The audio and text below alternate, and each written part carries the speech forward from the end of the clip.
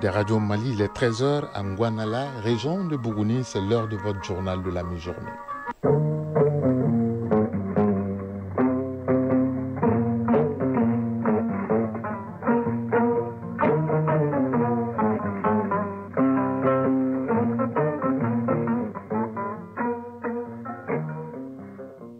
Le journal, Ousmane Daou.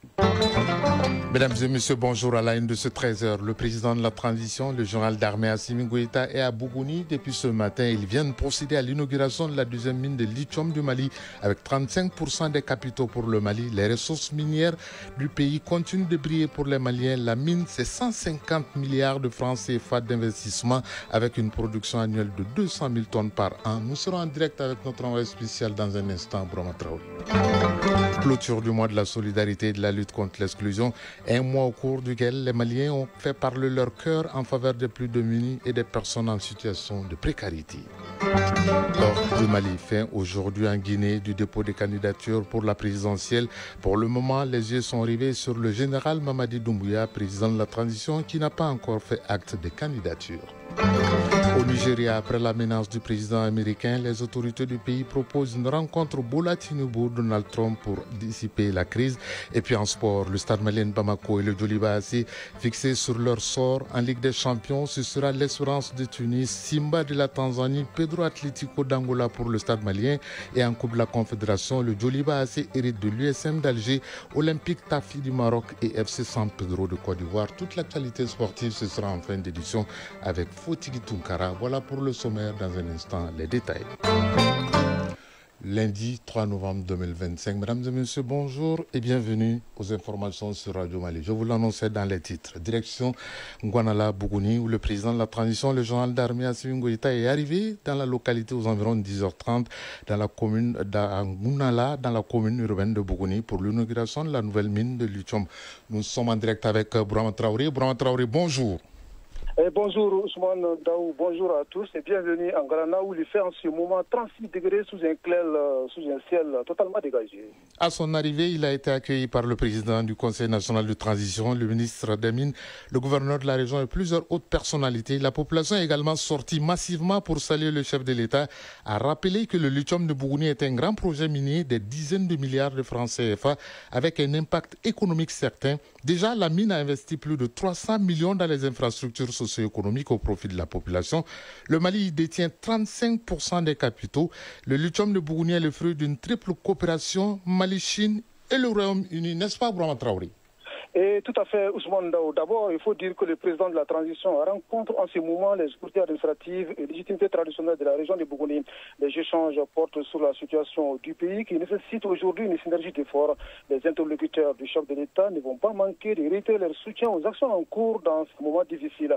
Mais avant, aux environs de 10h30, vous l'avez dit, le président de la transition est arrivé en Galana, à une dizaine de kilomètres de la ville de Bougouni, pour l'inauguration de la nouvelle mine de lithium. Pour cet événement grandeur nature, la population est sortie massivement pour remercier le président de la transition pour cet acte de développement. C'est le chef de village d'Ngalana, Antongo Diakité, le premier à prendre la parole pour remercier le président Assimi Goïta pour ses cadeaux selon ses propres thèmes, avant de faire un clin d'œil aux forces armées maliennes qui se battent au quotidien pour préserver la souveraineté territoriale et la protection des Maliens. Et le maire de la commune urbaine de Bougouni, Karim Sangaré, d'affirmer que la nouvelle mine ouvre une nouvelle page pour le Mali et particulièrement pour la région de Bougouni, avant d'inviter à une synergie d'efforts pour la paix et la stabilité au Mali. Quant au président du conseil d'administration de Kolda Mining, il précise que le lithium de Bougouni sera exploité sur une durée de 10 ans avec 100 000 tonnes de concentré attendu. Tang David Ley ajoute qu'il symbolise une exploitation moderne et un levier pour la création d'emplois. Parlant d'emplois, plus de 500 jeunes travaillent déjà à la mine, un chiffre qui passera à 800 au démarrage de la seconde phase du projet prévu en 2028 selon le ministre des Mines. Les professeurs Amadou Keïta rappelle que le Mali détient 35% des capitaux de la société avec un investissement de plus de 36 milliards de francs CFA déjà réalisé. Le Mali, dit-il, va tirer le maximum de profit de l'industrie minière en diversifiant le partenariat. Après ces différentes interventions, le chef de l'État a visité les installations de la mine, question de s'assurer de la qualité et de la modernité de l'infrastructure. Dans une interview qu'il a accordée à la presse à l'issue de la visite, le président Goïta a exprimé toute sa satisfaction de voir ce projet progrès réalisés et a rappelé son souci constant d'améliorer les conditions de vie de ses compatriotes. Voilà Ousmane Daou, ce qu'on peut dire à chaud de cette visite du président de la transition aujourd'hui à Bougouni. Merci Brahma Traoré pour cette intervention. Nous vous retrouverons, votre reportage complet bien entendu, dans nos futures éditions. À l'instant, Brahma Traoré, depuis Nganana, où le président de la transition, le général d'armée, Assimi Goïta, vient d'inaugurer la deuxième mine de lithium du Mali. Non loin de Bougouni à Sikasso, troisième région, après 2 journées d'échanges sur les défis liés à l'accès au financement des producteurs locaux, le forum des investisseurs des filières lait et pommes de terre s'est achevé à la grande satisfaction des initiateurs. Plusieurs engagements concrets ont été pris et ouvrent de nouvelles perspectives pour le développement des filières porteuses de la région de Sikasso. Les détails, c'est avec Msokoro Séré. La mise en place des mécanismes durables de financement, d'un dispositif de suivi, d'encadrement et d'accompagnement pour renforcer la compétitivité des filières et la consolidation des partenariats avec les institutions financières. Ce sont là les principales résolutions adoptées par les acteurs au développement des filières lait local et pommes de terre à l'issue de 2 jours d'assises sur l'accès au financement, principal défi des producteurs locaux. Un forum qui ouvre désormais la voie vers une nouvelle dynamique de partenariat solide pour une agriculture plus compétitive et durable. Souleymane Koulibaly, président par intérim du comité régional de l'interprofession pommes de terre de Sikasso. Banku Kounié ou cas de Goufo, Sénégal ou cas de Goufo, et Djaoukala ou cas de Goufo. Nous sortons de ces forums avec des engagements concrets et nous avons spécifié nos besoins. Le défi maintenant, c'est de mettre en œuvre ces recommandations pour améliorer la transformation, la production et la commercialisation des 2 filières dans un partenariat gagnant-gagnant. Omar Dissa, chef d'agence de Soro Iriwasso. Il y a eu plusieurs jeunes qui ne maîtrisent pas leur projet. Il faut qu'ils apprennent les jeunes à maîtriser leur projet à 100%. C'est ça qui facilite le travail. On arrive à financer le maximum des jeunes par rapport à leur projet. Nous, on a 92% de financement par rapport aux 2 filières. Ce premier forum des investisseurs s'achève donc sur un appel à la synergie d'action de la part des autorités administratives et politiques pour une pérennisation des acquis en vue de faire de Sikasso un modèle de développement agricole durable au service de la souveraineté du Mali. Et le Conseil régional de Sikasso, maître d'ouvrage du PAFA 2, de s'engager à poursuivre les efforts en vue de faire des recommandations, des actions concrètes sur le terrain. Yaya Bamba, président du Conseil régional de Sikasso. Ça a été vraiment une réussite. Après ce forum, donc nous sommes là à la formulation de la phase 3 du PAFA. On va accompagner toujours la filière lait et pommes de terre, mais je pense aussi que nous allons aussi choisir d'autres filières. La cérémonie de clôture a été marquée par la remise symbolique d'équipements de collecte et de conservation de lait à 12 centres et à une vingtaine de transformatrices des régions de Sikasso, Bougouni et Koutchala. Une subvention de plus de 41 800 000 francs CFA du PAFA 2. Sikasso, Msokoro Sereme, Ali Sanogo et Souleymane Bamba pour l'ORTM. Si à Sikasso, la préoccupation de la filière pommes de terre et la filière lait, c'est de voir une agriculture émergente et modernisée, dans le Kénédougou, à Kaye, on se soucie des petits ruminants, notamment par le lancement de la campagne spéciale de vaccination et de marquage contre la peste des petits ruminants, initiée par le ministère de l'Élevage et de la Pêche. Cette campagne a pour objectif d'éradiquer la peste des petits ruminants d'ici 2030. Financée par la Banque mondiale, le gouvernement du Mali, et appuyée par le projet régional d'appui au pastoralisme au Sahel PRAPS 2, la campagne vise plus de 15 millions de têtes de petits ruminants à travers toutes les régions du Mali, dont plus d'1 200 000 pour la région de Kaye. Kabadiara pour les détails. La peste des petits ruminants PPR demeure aujourd'hui l'une des principales menaces pour l'élevage ovin et caprin. Cette maladie virale hautement contagieuse provoque des pertes économiques considérables, fragilise les moyens de subsistance des éleveurs et met en péril la sécurité alimentaire dans nos zones rurales. Face à cette situation, le gouvernement du Mali, à travers le ministère de l'Élevage et de la Pêche, a réaffirmé son engagement ferme à éradiquer la PPR d'ici à l'horizon 2030, conformément à la stratégie mondiale de lutte pilotée par la FAO et l'OMSA. C'est dans ce cadre que s'inscrit la présente campagne spéciale de vaccination et de marquage 2025-2026 appuyé par le projet régional d'appui au pastoralisme au Sahel, phase 2, PRAPS 2, financé par la Banque mondiale et le gouvernement du Mali. Modi Bilal Diallo, président des éleveurs des petits ruminants à Caille. Nous-mêmes, on cherchons depuis avant pour avoir des vaccins pour ça. Mais maintenant, comme si on a eu des vaccins pour faire ça, c'est un atout pour nous. Je demande à les éleveurs de venir vacciner leurs animaux. Seydou Dara, directeur national adjoint du service vétérinaire du Mali. Nous avons décidé d'organiser une campagne spéciale pour cette année. La campagne va durer 3 mois, pendant lesquels 15 millions de petits ruminants sont ciblés pour la vaccination. Pour la région de Caille, c'est aux environs de 1 200 000 têtes de petits ruminants. Le représentant du gouverneur réaffirme l'intérêt que porte le gouvernement à ce projet. Amadou Ndiko, directeur de cabinet du gouverneur de la région de Caille. Au moment où nous procédons au lancement officiel de cette campagne, je réaffirme la détermination du gouvernement du Mali à poursuivre avec constance et persévérance toutes les actions nécessaires pour protéger, moderniser et valoriser le secteur de l'élevage au bénéfice de nos populations pastorales et agropastorales. Rappelons que cette opération gratuite et obligatoire mobilisera l'ensemble des services vétérinaires publics et privés, les autorités administratives, les collectivités territoriales et les organisations professionnelles d'éleveurs. Kai Kabadjara, Lassana Keita pour l'ORTM. 13h10, actualité hors du pays. En Guinée-Conakry, ce lundi marque le dernier jour pour le dépôt des dossiers de candidature à l'élection présidentielle prévue le 28 décembre prochain. À ce stade, 4 candidats ont déjà déposé leur dossier, mais tous les yeux sont rivés sur le président de la transition, le général Mamadi Doumbouya, qui n'a pas encore fait acte de candidature. À noter que les principaux partis politiques, notamment l'UFDG, le RPG et l'UFR, sont exclus du processus électoral pour des raisons juridiques. La Cour suprême donc va avoir jusqu'au 13 novembre prochain pour annoncer la liste définitive des candidats à la présidentielle en Guinée. D'une élection à une autre au Cameroun, une nouvelle phase de manifestations post-électorales a démarré ce lundi dans les villes du pays. Issa Chiroma Bakari, candidat malheureux, déclaré deuxième de l'élection présidentielle du 12 octobre dernier et qui a rejeté les résultats, appelle depuis ce matin à une mobilisation dénommée Ville morte pour 3 jours. De son côté, le gouvernement a condamné cet appel et a déclaré que c'est une insurrection cet appel des villes mortes de nature à mettre en péril la vie de la nation et la quiétude des populations.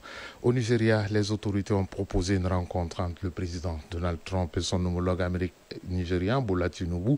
Le chef de l'État américain a récemment menacé d'intervenir militairement dans le pays, accusant les autorités nigérianes de rester passives face à ce qu'il qualifie de menaces existentielles pesant sur les chrétiens du Nigeria. Il a promis une opération rapide et féroce si rien n'est fait. Ces accusations ont été fermement dénoncées et rejetées par le Nigeria, qui dénonce des propos infondés et dangereux de la part du président américain.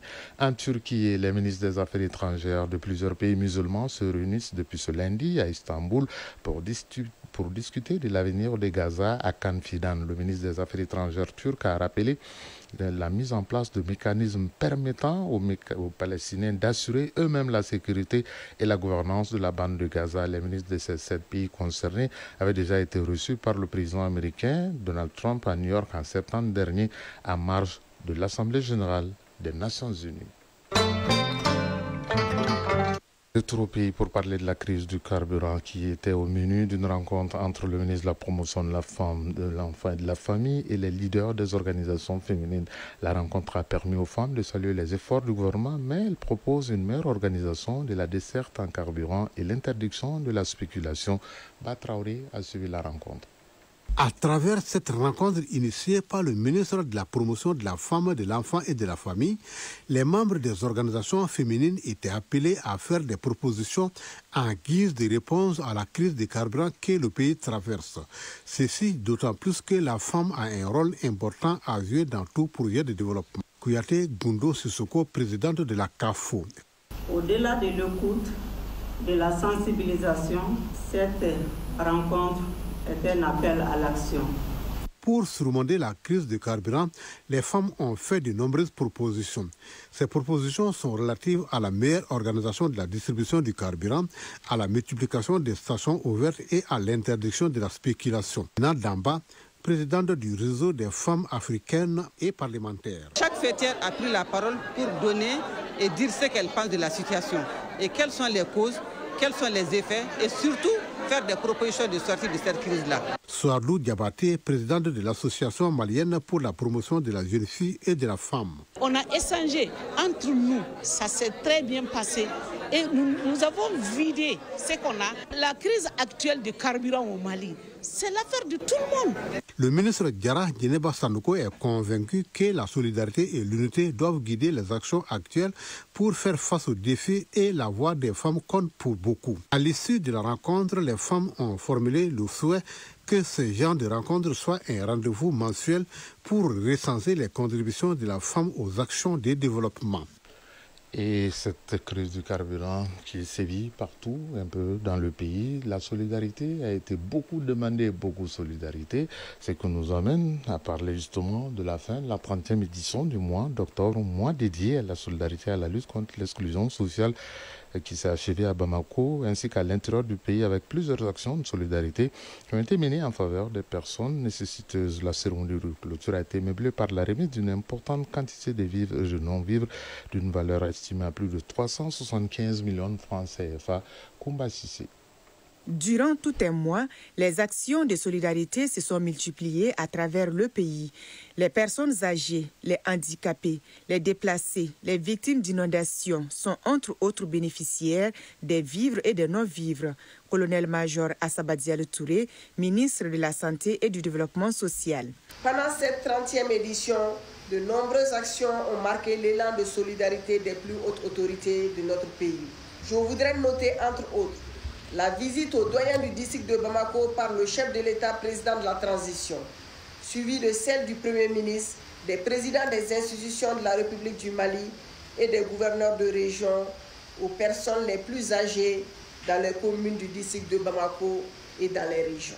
Les œuvres sociales du président de la transition qui ont concerné toutes les régions du Mali, des distributions de kits scolaires aux enfants de parents démunis et des déplacés internes. L'organisation des journées de consultation gratuites pour les personnes de troisième âge à Bamako, Kalabankoro, Bla, Toubakoura, Kadjolo, Sélengue et le district de Bamako. En médecine générale, ophtalmologie, urologie, cardiologie et diabète et en faveur de populations vulnérables avec don de médicaments. Le parrainage des enfants issus de familles à revenus modestes. La réalisation de 6 forages à Bamako et à Kita. Des remises d'enveloppes pour les AGR aux personnes en situation de handicap, à d'autres personnes vulnérables en vue de favoriser leur plein épanouissement. Plusieurs dons ont été offerts pour redonner du sourire aux personnes en situation de vulnérabilité. Parmi ces dons, des mototricycles, fauteuils roulants, céréales, pâtes alimentaires, bidons d'huile, nattes, moustiquaires. Ces différentes donations ont une valeur totale d'environ 374 900 000 francs CFA. À cela s'ajoute la dotation de 6 ambulances aux structures sanitaires de Niafunke, Bankas, Koro, Sikasso, les communes 1 et 6 du district de Bamako et des équipements médicaux à 26 centres de santé. Au-delà des donations classiques, la présente édition a connu une innovation majeure qui a consisté à financer des projets de résilience et les activités à impact rapide pour renforcer l'autonomisation des bénéficiaires. Le parrain national Seydou Sangaré ainsi que les bénéficiaires ont remercié les initiateurs. Colonel-major Brahima Samake, directeur du service social des armées, porte-parole des bénéficiaires. Les activités menées cette année nous ont montré que le social est culturel au Mali. Seydou Sangaré, parrain national du mois. Très content. J'ose croire que la 31e édition aura aussi un autre impact plus grand que ce que nous venons de réussir. Cet élan de solidarité a été rendu possible grâce à l'engagement du gouvernement, des partenaires ainsi que des personnes de bonne volonté. Il sera là avec son engagement pour le sport et surtout la bonne information sportive dans un instant.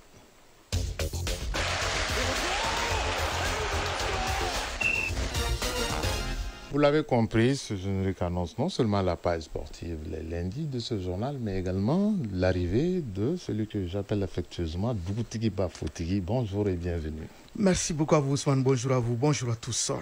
Les deux clubs maliens sont fixés sur leur sort après le tirage au sort de la phase de poule des deux compétitions majeures.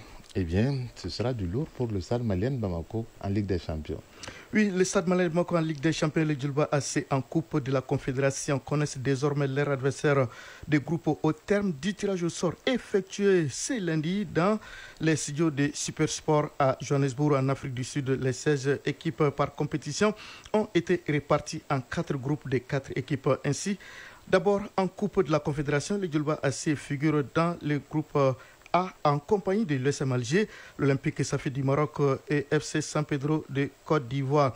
Alors pour l'entraîneur du Djulba AC, c'est un groupe relativement jouable pour son équipe. Je vous propose de suivre à chaud la réaction de Boudomori que nous avons joint juste après le tirage.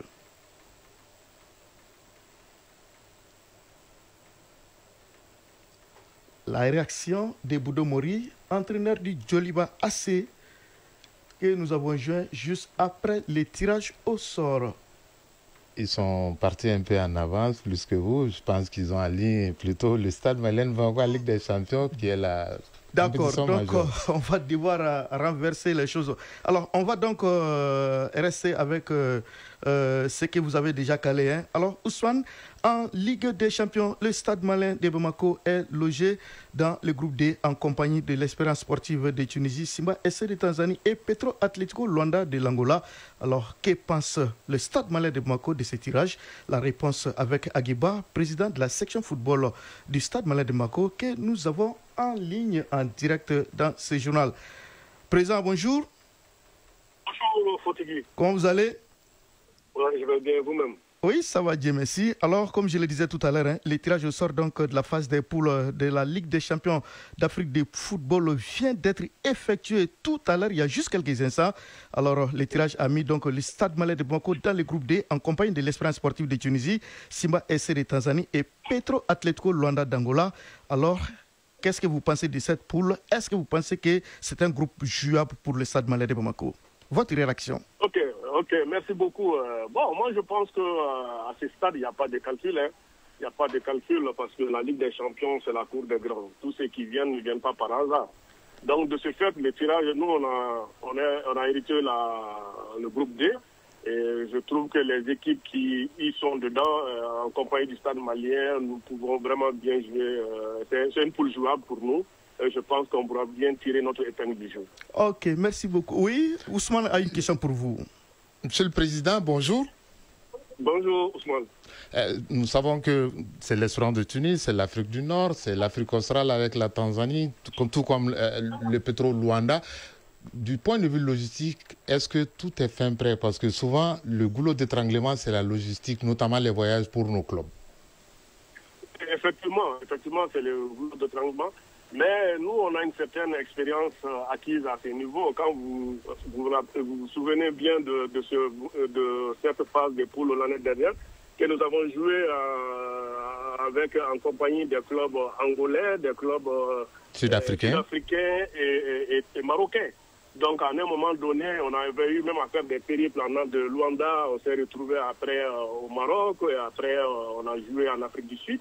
C'est pour vous dire qu'on a une certaine expérience en la matière. Et ce qui fait que par rapport à cette poule, nous avons déjà même anticipé, on avait fait des simulations de voyages et autres par rapport à cette phase de poule. Et je crois que l'organisation, elle est en place et nous allons vraiment bien faire comme les années précédentes. Et généralement, quand le stade est dans une première fois, le stade surprend toujours. Bonne chance au Stade malien de Bamako. Voilà, Président, bonne chance donc au Stade malien de Bamako. Merci à vous, merci beaucoup. Merci. Alors, Ousmane, comme la saison dernière, le représentant malien pour sa grande première est logé dans le groupe D avec toujours l'expérience sportive de Tunisie. Alors, On va voir maintenant la composition des autres groupes. Le groupe A est formé de la Renaissance sportive de Berkane, Pyramide SC d'Égypte, River United du Nigeria et Power Dynamos de la Zambie. Le groupe B renferme Al-Ahly d'Égypte, Young African de Tanzanie, AS FAR de Rabat et la GS Kabylie d'Algérie.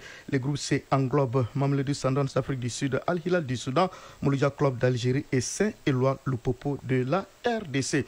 Alors, on revient donc à la Coupe de la Confédération où les Djolba AC figurent dans le groupe A en compagnie du l'SM Alger, Olympique Safi du Maroc et FC San Pedro de Côte d'Ivoire. Pour l'entraîneur du Djolba AC, c'est un groupe relativement jouable pour son équipe. Je vous propose de suivre à chaud la réaction de Boudoumori que nous avons joint juste après le tirage. Effectivement, pour nous, au Djolba AC, on considère que c'est une poule jouable. C'est une poule jouable d'autant plus que nous avons les hommes. Nous avons les hommes qu'il nous faut pour aborder mieux cette poule. Et nous allons essayer encore de mieux préparer ces hommes-là, psychologiquement, physiquement et aussi tactiquement, pour aborder cette compétition qui est un mini-tournoi et engranger le maximum de points dans ce mini-tournoi-là pour, au final, être dans le dernier carré. C'est l'objectif. Et je pense que la poule est jouable et nous allons nous donner les moyens d'arriver le plus loin possible. Voilà, Ousmane, c'était là donc la réaction du coach du Djolba AC, Boudoumori, que nous avons joint au téléphone. Alors, on va également souhaiter bonne chance au Djolba AC. Alors, on va à présent voir la composition des autres groupes. Dans le groupe B, l'on retrouve le Wydad AC de Casablanca, AS Maniema Union de la RDC, Azam de Tanzanie et Nairobi United du Kenya. Le groupe C est composé du CR Belouizdad d'Algérie, Stellenbosch d'Afrique du Sud, AS Auto Doyo du Congo-Brazzaville et Singida Black Star de la Tanzanie. Le groupe D est constitué du Zamalek d'Égypte, Al-Masri d'Égypte, Kaizer Chiefs d'Afrique du Sud et Zesco United de la Zambie. Même si Siaka Konaté, le directeur des informations, n'est pas très content de la poule du Stade Malien Bamako, on va devoir aller à pas de course puisque nous avons déjà épuisé notre temps pour parler de Coupe du Monde des moins de 17 ans Qatar 2025. La compétition vient de donner son coup d'envoi. Oui, absolument. 8 rencontres sont donc au programme de cette journée inaugurale de cette édition expérimentale du Mondial U17 qui se joue donc pour la première fois avec 48 équipes au Qatar. Alors, le programme qui prévoit ce lundi, Afrique du Sud, Bolivie, la rencontre est donc en cours. Pratiquement, nous sommes à la mi-temps et c'est l'Afrique du Sud qui mène par le score d'1-0. Costa Rica, Émirats Arabes Unis. Nous sommes à la mi-temps sur le score de 0-0. Sénégal-Croatie, nous jouons pratiquement la 27e minute de jeu et le score est de 0-0. Le reste du programme qui prévoit Japon-Maroc à 13h30, Argentine-Belgique à 14h45, Nouvelle-Calédonie-Portugal à 15h45, Qatar-Italie à 15h45 et Tunisie-Fidji à 15h45. Alors, le Mali qui figure dans le groupe L effectue sa première sortie mercredi. Ce sera contre la Nouvelle-Zélande à partir de 14h45. Là aussi, on va souhaiter bonne chance aux jeunes Maliens. Ici au plan national, balle au panier, les finalistes de la Coupe du Mali édition 2025 sont bien connus. Oui, les affiches de la finale des Dames Coupe du Mali de basketball sont toutes désormais connues, aussi bien chez les hommes que chez les dames. C'est là à l'issue de la dernière demi-finale qui a opposé hier dans la salle Abdallah Mamana Aïdra au stade du 26 mars de Irimadio, l'AS Police au CRBT, champion du Mali, en titre, victoire du CRBT qui l'emporte 85-73. Le CRBT croisera en finale homme le stade malais de Bamako, tombèrent en demi-finale samedi du CMK 66-53. Chez les dames, le Djolba AC et l'AS de Bamako s'affronteront en finale dans l'espoir de sauver leur saison avec au moins un trophée. En demi-finale disputée samedi dans la salle Abdallah Mamana Aïdra au stade du 26 mars de Irimadio, le Djolba AC a éliminé le stade malais de Bamako 72-55. Champion en titre, le stade malais de Bamako ne réalisera pas cette année le doublé coupe championnat. Dans l'autre demi-finale des dames, l'AS de Bamako a écarté le CBD de Koulikoro par 56-50. On termine avec le tour cycliste du Faso. Le Burkinabé Paul Domo avait les épaules larges pour maintenir le maillot jaune depuis la 3e étape. Oui, pratiquement les garçons ont marché sur l'eau. Le cycliste burkinabé Paul Domo a remporté ce dimanche la 10e et dernière étape entre Sapone et Ouagadougou en conservant dans la foulée le maillot jaune. Le coureur burkinabé, déjà vainqueur du maillot jaune en 2023, signe sa 2e grande victoire au Tour du Faso et inscrit une fois de plus son nom dans l'histoire de cette compétition. Il a couru 118,200 km avec un critérium de 14,250 km x 5 à Ouaga en 2h30 minutes 5 secondes, soit une vitesse moyenne de 45,274 km à l'heure, juste devant le Malien Tchemoko Djamtene, arrivé déjà, celui-là qui avait d'ailleurs remporté la 4e étape de ce tour. Alors sur les 10 étapes du tour, le Burkina Faso en a remporté 5 et Paul Dumoncel a décroché 4 de ces étapes. Au classement général, il remporte non seulement les maillots jaunes mais aussi les maillots verts. Le Burkina Faso finit première équipe au classement général, suivi du Maroc et de la Belgique. Alors pour rappel, 12 équipes d'une douzaine de pays ont donc participé à cette 36e édition du Tour cycliste international du Faso. Il s'agit entre autres du Burkina Faso, tout naturellement, du Mali, du Niger, de la Côte d'Ivoire, du Togo, du Bénin, du Cameroun, du Maroc et de la Belgique. Merci Dougoutiki Bafotiki Tunkara pour cette actualité sportive bien fournie, même si ce journal a été un peu long. Ce lundi, actualité oblige. Justement, la principale actualité de ce lundi, c'est bien sûr l'inauguration par le président de la transition, le général d'armée Assimi Goïta, à Guanala, dans la commune urbaine de Bougouni, de la nouvelle mine de lithium du Mali. Et puis notez aussi que la traditionnelle montée des couleurs traditionnelle du premier lundi du mois a eu lieu à la primature. Le Premier ministre, ministre de l'administration territoriale et de la décentralisation, le général de division Abdoulaye Maïga, a présidé cette montée des couleurs.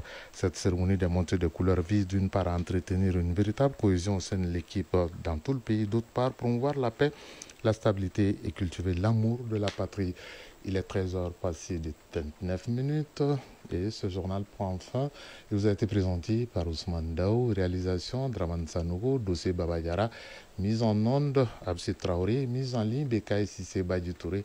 Dans un instant, les avis et communiqués, gardez votre position avec Fatim Dambélé qui est de retour en pleine forme. Et si vous avez fini de manger, bon appétit. Si vous êtes à table également, bonne digestion. Tout le plaisir a été pour nous de vous servir. Chacun de nous ne peut être une étoile, mais tâchons de briller pour éclairer là où nous sommes. Au revoir et à très bientôt.